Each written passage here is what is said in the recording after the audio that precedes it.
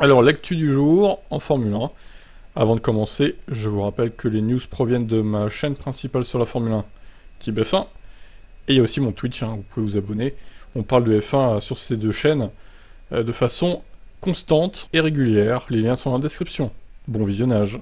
Ciao. Hamilton, Mercedes n'est pas devenu incapable en 2022. Le Britannique veut remonter le moral de son équipe. C'est sûr que je dois essayer de continuer à faire remonter tout le monde, m'assurer que nous ne négligeons rien pour l'année prochaine, que nous arrivons et que nous puissions nous battre pour les positions pour lesquelles nous méritons de nous battre. Je pense que ce que nous devons toujours nous rappeler, c'est que c'est une équipe, il y a des gens dans cette équipe qui sont là depuis plus de 20 ans, et ont remporté 8 titres depuis que je suis ici, et en plus avant. Ils savent comment construire une voiture permettant de lutter pour le championnat du monde. Pour moi, l'objectif est juste d'essayer de les soutenir de la meilleure façon possible. Et de se montrer rassurant sur le fait que Mercedes ait identifié ses problèmes. Je pense que nous savons quels sont les problèmes de cette voiture. Je crois qu'en tant qu'équipe, nous ne sommes pas passés du statut de champion du monde à celui d'incapable de construire une bonne voiture. Je n'ai aucun doute sur le fait que nous aurons une meilleure voiture l'année prochaine, que nous ayons ou non rectifié tous les problèmes que nous avons cette année. Nous le serons quand nous y serons. Eh bien oui, certes. Donc est-ce qu'ils ont réglé tous leurs problèmes chez Mercedes? Pour 2023, le mystère reste entier, mais on espère évidemment qu'ils puissent se battre aux avant-postes avec Red Bull et Ferrari, tout en respectant évidemment le budget.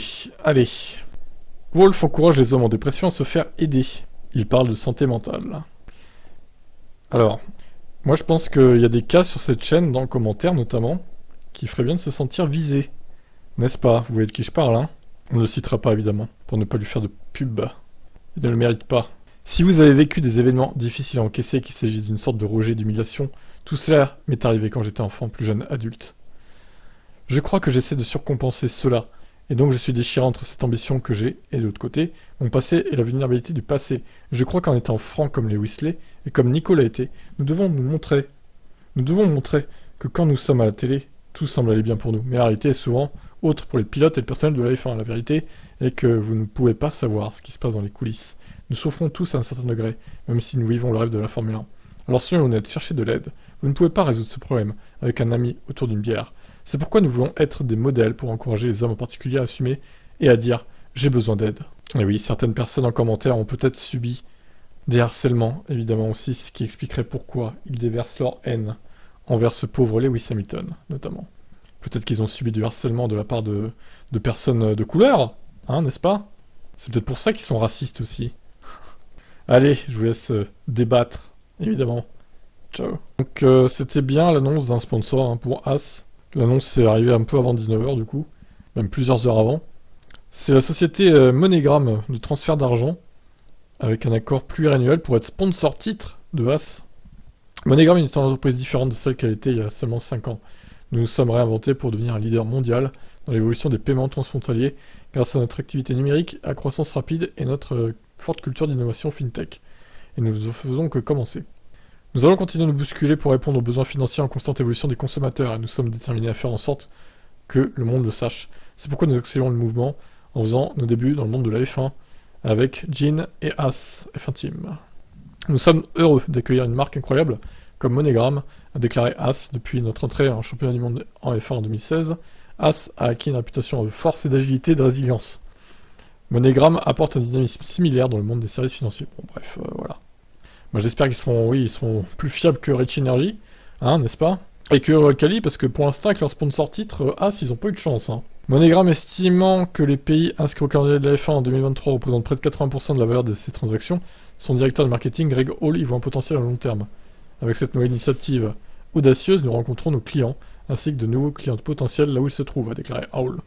Le calendrier des courses de l'année prochaine représente un chevauchement unique et important avec les marchés clés de MoneyGram. On est donc ravis de débloquer les nouveaux canaux pour écouter nos clients et comprendre leurs besoins spécifiques. Ok, alors voyons ce que ça donne. Est-ce qu'il y a une... par contre la musique ça va pas aller, hein, les gars. Bon, est-ce qu'on voit la voiture avec MoneyGram? Moi c'est ce que je veux voir. Quelle couleur ça va être, etc. quoi. Alors visiblement c'est rouge et blanc comme un As. Donc a priori ça devrait pas changer grand chose à la livrée. Oh là là, mais c'est vraiment... Il n'y a pas MoneyGram, ils ont même pas fait d'affichage spécial. Ouais, parce que c'est qu'en 2023, donc ok. Bon, je pense que la livrée, du coup, elle va changer pour l'année prochaine, mais pas pour cette année, quoi. Ça doit être ça l'idée. Bon, bah voilà. Bon, bah tant mieux pour eux, ça leur fera de l'argent frais. Par contre, le pilote avec Magnussen, on ne sait pas pour l'instant. Allez, ciao. McLaren va utiliser des sponsors numériques tournant sur ses Formule 1. Sur des écrans. Oh putain, la vache, mais ça va alourdir la voiture. Alors, ils se plaignent tous, les équipes, de problèmes de poids et tout, mais bon, là... Les affichages numériques seront installés de part et d'autre du cockpit de la monoplace et clairement visibles depuis les caméras embarquées, permettront à l'équipe de modifier le sponsor mis en valeur à sa guise. Ce système offre une possibilité unique de courir avec des partenaires différents au cours d'un même week-end, et les changements peuvent se faire lorsque la voiture est en piste. L'utilisation de cette technologie par McLaren est une première en sport auto. Ces écrans sont en cours de développement depuis plusieurs années, mais ce sont les progrès récents qui ont permis leur apparition, principalement parce que le poids n'est désormais plus un obstacle. Ah oui, important. On est heureux de travailler avec Seamless Digital pour lancer une innovation des plus passionnantes en matière de technologie publicitaire numérique. Se félicite Louise McEwen, directrice exécutive du marketing chez McLaren. Pouvoir faire tourner différentes marques sur notre voiture change la donne dans cet environnement et nous sommes impatients de voir l'incidence que ça aura plus largement sur l'industrie. Donc le fondateur de Seamless Digital, Mark Turner, estime que cette technologie représente la prochaine étape de l'avenir du marketing en sport auto. Nous avons trouvé en McLaren un partenaire idéal qui partage notre ambition pour innover et casser les codes en tant que pionnier de la technologie. Nous pensons que c'est que le début en matière de flexibilité des affichages de marque sur les voitures en sport auto. En veillant à ce que cette technologie fonctionne sur une Formule 1, nous avons déjà fait le plus difficile en matière d'innovation et on est prêt à bouleverser le marketing en F1, en sport auto, en golf, dans les sports US et finalement d'une manière beaucoup plus générale. Eh ben, c'est une belle innovation effectivement. J'ai hâte de voir ce que ça va donner en réel. Allez, je vous laisse commenter. Ciao. Alors, la FIA change la règle de l'abandon si un pilote quitte sa monoplace. Comme on l'a vu à Silverstone, effectivement, il est allé voir si Russell est allé voir si Zhou allait bien. Désormais, l'article 26.18 du règlement sportif spécifie que le statut du pilote changera dès qu'il sort du cockpit de sa monoplace. La seule exception sera lors des périodes de drapeau rouge, en course et lors des sprints. Sauf pendant une suspension de séance d'un sprint ou d'une suspension de course, toute voiture abandonnée sur le circuit, même temporairement, sera considérée comme retirée de la séance. Dans des circonstances exceptionnelles, les voitures abandonnées sur le circuit pendant une suspension d'un sprint ou d'une course peuvent être autorisées à participer à la reprise de la séance, à condition qu'elle n'ait pas été abandonnée en raison d'un problème mécanique, d'un dommage à la voiture ou dans le but d'obtenir davantage. D'accord, donc au moins c'est clair. Donc là, pour le coup, il était en mode abandon dès qu'il est sorti de sa voiture au sol. Avec cette nouvelle règle, de toute façon, bon, la voiture était morte. Voilà, maintenant ça serait bien qu'il clarifie un peu mieux les autres points du règlement, parce que là, il y a du boulot à la FIA. Qu'est-ce que vous en pensez de cette clarification? Ciao, ciao.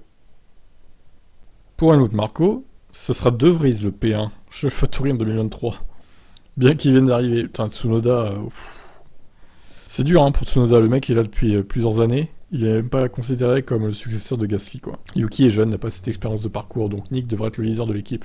Nous verrons comment ça se passe l'année prochaine, mais d'après l'expérience et la personnalité qu'il a, il devrait être leader d'équipe. Marco espère que l'expérience du Néerlandais au sein des équipes motorisées par Mercedes, et notamment Mercedes F1, elle-même aidera AlphaTauri. Bien sûr, l'équipe en bénéficiera. Il est le pilote de réserve de presque toutes les équipes Mercedes sur la grille, et il a été dans divers simulateurs. Nous récupérerons ce genre d'expérience avec nous. Ah bah voyons. Bah oui. Tant qu'on peut voler des données aux autres et dépasser les budgets chez Red Bull, on n'est plus à ça près, j'ai envie de vous dire. Je prends ça comme un compliment, répondit De Vries. Je pense pas qu'il faille nécessairement avoir une expérience de la F1 pour être un leader. Ça vient du caractère, de la personnalité et de la façon qu'on est. Même si je n'ai peut-être pas fait une saison, c'est toujours ce dont je pense avoir besoin, de la voiture, du package et des personnes qui m'entourent pour réussir ensemble. Je suis confiant à ce sujet. De son côté, Marco attend évidemment du pilote qui soit performant, mais il ne fait aucun plan pour l'envoyer chez Red Bull pour le moment. C'est un peu tôt quand même. L'objectif sera déjà de tirer de la performance du pilote.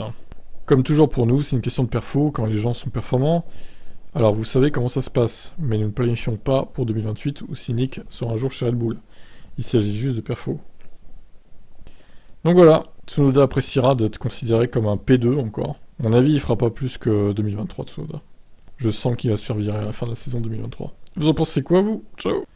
Lourde sanction en vue pour Red Bull a un impact sur les 2 ou 3 saisons à venir. Peter Winsor, journaliste et ancien manager de Williams, pense que Red Bull risque une pénalité qui aura ensuite un impact sur plusieurs années. Je vous passe l'intro. Alors, il a déclaré Windsor en ce moment, je pense que Red Bull essaie de conclure un accord. Le montant de dépassement, la limite franchie, tout sera gardé secret. Oh bah non, il faut pas que ce soit gardé secret. Les rumeurs sont principalement centrées sur le salaire de Newey, mais selon Windsor, quelqu'un d'autre est à blâmer. Alors je comprends qu'un de ces problèmes est le salaire d'un certain Helmut Marko. Si je devais estimer, Marko est probablement autour de 4 à 5 millions par an. Je pense que beaucoup d'équipes jugeraient ça indécent. Le plafond des coûts peut être concerné car les 3 principaux membres de l'équipe sont Newey, Horner, Pierre Waché, directeur technique. Avec Marco, ça fait plus que les 3 personnes dont les salaires peuvent être calculés hors cap budgétaire. Je suppose que c'est un des problèmes. Bon, en fait, il suppose, mais il n'en sait rien, quoi. Une éventuelle sanction pour Red Bull est toujours envisagée par les FIA, mais ça pourrait être une amende, à une réduction de points en 2021 en passant par des interdictions d'essai ou de soufflerie pour l'avenir, par exemple. Windsor, lui, estime que la sanction à venir se fera sentir durant plusieurs années chez Red Bull. Si le montant est proche de 2 millions de dépassement, je pense que la sanction immédiate sera inévitable. Il pourrait aussi y avoir une réduction du temps d'essai en soufflerie. Je pense que cette équipe sera constamment critiquée pour ses dépenses excessives au cours des 2 à 3 prochaines années. Bah, c'est mérité en même temps. Hein. Vous avez qu'à pas dépenser. Hein. Bon, voilà. Toujours est-il qu'au final, c'est sa théorie à lui. Hein. On n'en sait pas plus. Et quand c'est qu'on le saura, bah, ça, c'est la grande question. Ciao. As appelle à des conséquences claires pour le dépassement de budget de Red Bull. Pas davantage en enfreignant les règles en payant juste une amende. Il a raison. Monsieur As, Monsieur Steiner. Donc, les propos de Seidel, Zach Brown, tout ça, Ecclestone, on a vu ça précédemment. Je vous le passe. Alors, Steiner, il y a des règlements, ils doivent être respectés, il doit y avoir des conséquences claires, nous ne savons pas dans quel domaine Red Bull a trop dépensé et à quel point elle était proche du seuil mineur, des 5%. Mais je pense que la FIA doit agir. Il n'est pas nécessaire que ce soit dès demain, mais ça doit être résolu. Nous voulons montrer un signe pour l'avenir que personne d'autre ne peut le faire, ou que vous n'obtenez pas simplement un avantage en enfreignant la règle en payant juste une amende. Il faut réfléchir très attentivement à la façon dont tout ça est abordé. Oui, mais on aimerait une réponse rapide là, parce que j'espère qu'ils vont vraiment pas attendre la fin de saison, parce que ça fait long quand même. Hein. Plus d'1 mois et demi encore, enfin 1 mois et quelques. Non, 1 mois pile hein, d'ailleurs. Mais bon, quand c'est qu'ils vont en parler de tout ça, je sais pas, la FIA... C'est long. Il a raison, du coup, Steiner et tous les autres hein, qui critiquent Red Bull. Ce qu'ils ont fait, c'est pas bien. Même s'ils ont dépassé que de 1 ou 2 millions. C'est 1 ou 2 millions de trop. Ciao. Alors, deuxième partie de ce qui s'est dit au Conseil mondial. Procédure pour déterminer la grille. L'objectif de ce changement du règlement sportif est de faciliter la manière dont on établit les grilles de départ. Puisqu'à Spa et surtout à Monza, il a fallu plusieurs heures pour avoir une grille de départ. Ainsi, la FIA explique que les pilotes pénalisés, mais pas renvoyés en fond de grille, seront comptabilisés en premier, comme l'explique le règlement mis à jour. Alors, petit A, les pilotes classés qui ont reçu 15 pénalités de grille cumulées ou moins se verront attribuer une position de grille temporaire égale à leur classification de la qualification, plus la somme de leurs pénalités de grille. Si 2 pilotes ou plus partagent une position temporaire sur la grille, leur ordre relatif sera déterminé en fonction de leur classification de qualification. Le pilote le plus lent conservant sa position temporaire sur la grille et les autres pilotes obtenant une position temporaire immédiatement devant eux. Oh putain, j'ai rien compris. Ouais, en gros, position temporaire, ça veut dire que si le pilote se qualifie 10ème avec une pénalité de 15 places, on va dire qu'il est 25ème. C'est ça sa position temporaire. En gros, j'imagine. Après l'attribution des positions temporaires sur la grille, aux pilotes pénalisés conformément au point A, les pilotes classés non pénalisés se verront attribuer toute position sur la grille non occupée de l'ordre de leur classement de qualification. De là, les pilotes pénalisés mais pas renvoyés en fond de grille seront collés à ceux n'ayant pas reçu de pénalité, pour composer une grille sans présence des pilotes renvoyés en fond de grille. Bon, on verra sur le terrain comment ça se passe, parce que là c'est pas clair hein, quand même.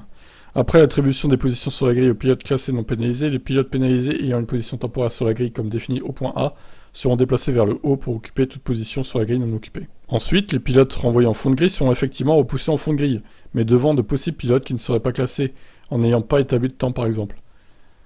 Les pilotes classés qui ont accumulé plus de 15 pénalités cumulatives de position sur la grille, qui ont été pénalisés pour partir en fond de grille, partiront derrière tout autre pilote classé. Leur position relative sera déterminée en fonction de leur classement en qualif. Enfin, les pilotes non classés, repêchés hors des 107%, sans chrono ou disqualifiés, seront classés en fond de grille selon leur ordre de classement en EL3. Les pilotes non classés qui ont été autorisés à participer par les commissaires sportifs se verront attribuer des positions sur la grille derrière tous les pilotes classés. Leur position relative sera déterminée conformément à l'article 39.3 alinéa B. On n'en peut plus de ce règlement, c'est vraiment imbuvable. Hein. Alors, les pneus. À titre de test, les pilotes devront utiliser des pneus spécifiques lors de chaque partie de séance de qualif. Ça réduira le nombre total de jeux de pneus utilisés pendant un week-end de course de 13 à 11. Lors des 2 séances de qualif, au cours desquelles ce test sera effectué, les pilotes recevront 4 trains de tendre au lieu de 8, tandis que le nombre de médium et de dur passera de 3 à 4. Lors de chaque partie de qualification, les pilotes devront utiliser un composé différent. En Q1, le pneu dur sera désigné, en Q2, ce sera médium, en Q3, ce sera le tendre. Donc ça, c'est pour que quelques grands prix, hein, ce sera pas pour toute la saison. Bon, alors 6 sprints, on est au courant, oui, merci. Et le couvre-feu, pour soulager davantage les mécanos des équipes, compte tenu du calendrier chargé, des ajustements seront apportés aux règles concernant le couvre-feu. Alors que le couvre-feu entre actuellement en vigueur 13 heures avant le début de L3, il passera à 14 heures en 2023. En 2024, il passera à 15 heures.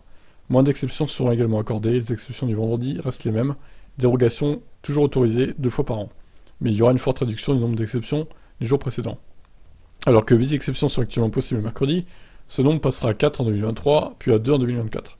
Le jeudi, ce nombre passe de 6 à 3 en 2023, et à 2 en 2024. Bon, ça, les couvre-feux, c'est quand même assez... c'est compliqué de voir qui utilise un couvre-feu pour nous, les fans, hein, qui n'utilise pas, quoi. Ça, c'est eux que ça concerne. Bon, voilà, je crois qu'on a fait le tour. Hein. Pour ces changements de règlement, je vous laisse commenter. Alors, la FIA modifie le règlement technique de la F1. Encore rétroviseur, arceau, poids, plancher. Alors ça va être long, je sens tout ça là. Oh là là là là. Oh là là là là. Arceau plus solide, rétroviseur plus grand, les incidents ayant eu lieu en Grande-Bretagne avec Zoo ont aidé à ça. Comme on s'y attendait, celles-ci devront respecter des tests de solidité plus violents qu'auparavant. En 2024, les arceaux de type Blade, comme celui d'Alfa Romeo, seront purement et simplement interdits. La pièce doit pouvoir supporter des charges plus lourdes et pouvoir résister à un impact de 15 G avec le sol. De plus, à partir de 2023, l'arceau de sécurité doit pouvoir résister à des forces vers l'avant et vers l'arrière. Les normes seront édictées d'ici quelques semaines. Les rétroviseurs seront agrandis, après qu'on a vu les équipes tester des prototypes plus imposants, des miroirs destinés à la vision arrière des pilotes. Bon, c'est bien ça, si ça agrandit. Le Conseil mondial a également ratifié la décision de relever les bords du plancher. La FIA souhaitait initialement augmenter de 25 mm, mais il a depuis été précisé que ça avait été réduit à 15 ans. Ça a été validé par le Conseil. D'ici 2023, une déviation verticale maximale de 5 mm sera autorisée dans les deux sens. Actuellement, il existe une déviation maximale autorisée de 8 mm pour une charge vers le bas et de 12 mm pour le haut. Toujours dans l'optique de limiter les mouvements incontrôlés des monoplaces, la gorge du plancher va être rehaussée. Il s'agit de la partie la plus étroite du sillon, proche du centre de la monoplace, sous le plancher. C'est à cet endroit que la vitesse de l'air est la plus élevée. Mais cette partie étroite peut provoquer un ralentissement trop important du flux d'air, une variation de la pression d'air et donc un changement brutal d'appui. Modifier cela permettra normalement de limiter cet effet de blocage du flux d'air, ce qui devrait permettre à la voiture de subir moins de variations de hauteur de caisse. Stabilité et confort devraient augmenter. Bon, ça c'est bien. Des capteurs plus précis. Depuis Spa, les forces verticales subies par les pilotes sont mesurées par des capteurs conçus à l'origine pour enregistrer l'impact des collisions. Ces capteurs remplissent donc une double fonction pour le reste de la saison. Ceux-ci ont un rôle crucial dans la lutte contre le marsouinage et contre ses effets secondaires. Pour 2023, il y aura des capteurs spécifiques pour mesurer plus précisément les forces des pilotes. Subies par les pilotes, pardon. Baisse de poids pour 2023. Le poids minimum des voitures diminuera légèrement en 2023. Un poids minimum de 796 kg s'appliquera contre 798. Bon, on gagne 2 kg, c'est pas non plus une révolution. Hein. Ce changement intervient après que le poids minimum pour la saison 2022 ait été révisé à la hausse. La majorité des équipes ont eu du mal à atteindre le poids initialement prévu de 795 kg. Enfin, dernier changement. Après que des problèmes de température de carburant se sont posés à plusieurs reprises au cours de la saison 2022, la FIA a décidé de modifier les règles.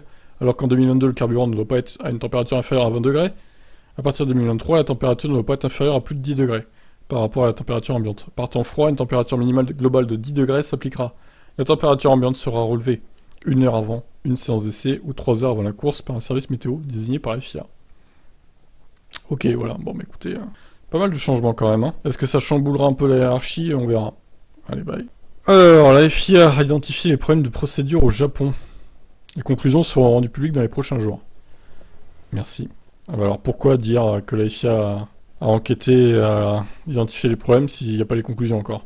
Comme indiqué immédiatement après la course, la FIA a entrepris une analyse approfondie des incidents survenus au Japon. Des problèmes de procédure ont été identifiés et seront corrigés à court et moyen terme. Les conclusions seront rendues publiques dans les prochains jours. Donc Gasly était furieux, il a failli se prendre un tracteur, etc. etc. Après il résume ce qui s'est passé du coup. Et puis parlons aussi des points marqués en totalité. Même si, bon, apparemment c'était dans le règlement. Mais c'est une connerie, quoi, ce règlement. La FIA a indiqué, après Suzuka, qu'elle prenait des mesures rapides pour régler les problèmes et corriger les règles, aussi, afin que ça se reproduise pas, bien qu'il n'y ait eu aucun changement dans le libellé dans ce domaine parmi les mises à jour des réglementations sportives publiées immédiatement après la réunion du Conseil mondial ce soir. Bon, on verra bien ce qui conclut concernant ces problèmes dans les prochains jours. Allez. Alors, Damon Hill, Russell a marqué son territoire face à Hamilton chez Mercedes.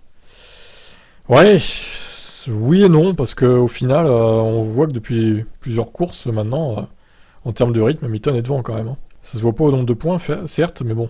George Russell est arrivé dans une situation très difficile, c'est comme se jeter dans la gueule du loup. Il a marqué son territoire et a prouvé à son équipe qu'il était un bon adversaire et un bon coéquipier pour Hamilton. Peu de personnes sont parvenues à ne pas se faire écraser par lui, par cette relation. Et Lewis a subi beaucoup de malchance cette année. Ouais, merci de le préciser aussi. Peut-être qu'il n'était pas au rendez-vous en début de saison, et ce pour de bonnes raisons, mais maintenant il est de retour. Lorsque Lewis a commencé à être plus motivé, ce qui semble être le cas durant cette deuxième partie de saison, je pense que George a commencé à comprendre à quel point il était un concurrent redoutable. Bien que George le devance au niveau des points, je pense que Lewis est progressivement en train de rattraper son retard en cette fin de saison. George doit donc redoubler d'efforts, mais sa première saison avec l'équipe est fantastique, remarquable même. Il a prouvé qu'il était un pilote de qualité et qu'il avait le potentiel pour remporter le championnat. Est-ce que les deux pilotes joueront le titre l'année prochaine? Ça serait beau. George a démontré, y compris dans les conditions difficiles, qu'il est capable d'aller chercher un résultat. Il est très intelligent, en plus d'être rapide et déterminé. En tant qu'individu, il est très impressionnant. Il y a de fortes chances que Lewis se batte à nouveau pour le titre l'an prochain. Et ce sera aussi le cas de George. Ouais, je pense pas qu'il fasse une Bottas, George, qui s'effondre en cours de saison. Je pense qu'il sera assez solide toute la saison. On pourrait assister à une saison de folie en 2023, surtout après une année aussi compliquée pour Mercedes. C'est épuisant de se maintenir au sommet en Formule 1. Alors, lorsque vous mettez tout votre cœur et toute votre âme dans une voiture qui n'est pas bonne, ça peut ébranler votre confiance et ensuite se propager au sein de toute l'organisation. Ouais, bah écoutez, en espérant qu'ils arrivent à corriger le tir pour cette W14. La W13, de par son numéro 13, a porté la poisse, visiblement. Ah là là, bon, on verra ça en temps et en heure. Ciao, ciao. Toto Wolff fixe les objectifs de Mercedes pour la fin de saison. Bah, l'objectif, de toute façon, c'est de gagner au moins une course. Après, est-ce qu'ils vont y arriver, sachant que la Red Bull est quand même intouchable? La Ferrari est prenable en course, mais bon, c'est les Red Bull qui posent problème, quoi. Je les vois bien possiblement gagner au Brésil, mais Austin, à mon avis, il va y avoir des bosses, ça va être compliqué. Alors, Toto Wolff a déclaré: la double confrontation à Singapour et au Japon était frustrante pour l'équipe, car nous ne sommes pas mis dans l'air pur dont nous avions besoin pour maximiser le rythme de la voiture en course. Nous voulons terminer cette saison en force, et les résultats des deux dernières courses ne font que nous rendre plus déterminés à le faire. Nous devons utiliser le peu de temps de piste disponible pour faire des progrès pour cette saison et générer autant d'apprentissage que nous pouvons dans la course au développement en 2023. Ces deux objectifs sont une seule et même chose. Mercedes ajoutera une mise à jour aérodynamique à Austin, comme on l'a vu précédemment, confirmant que la mise à jour sera la dernière de l'équipe pour l'année. Wolff a expliqué: ça ne changera pas radicalement nos chances, mais nous espérons que ça pourra nous permettre de faire un pas en avant et de nous rapprocher des premiers. Eh bien écoutez, souhaitons-le évidemment. On verra ce que ça donne donc à Austin dès vendredi 21h pour les essais libres. Ciao ciao.